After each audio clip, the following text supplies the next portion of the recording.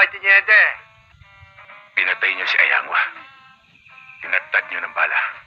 Walang kabuhay-buhay. Ano? Ipinagtanggol lang namin ang aming sarili, Tiniente. Natiyempong nagsusurvey kami para sa expansion ng binahan. Walang kabog-kabog. Pinaputokan kami kung hindi naman kami lumaban eh.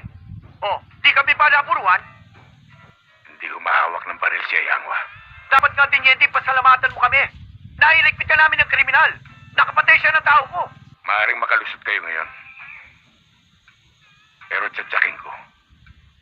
Yan ang huli. Yan ang hirap sa'yo, Tiniente. Nasayaran lang ng konting basin lalamunan mo ng mga baranggani.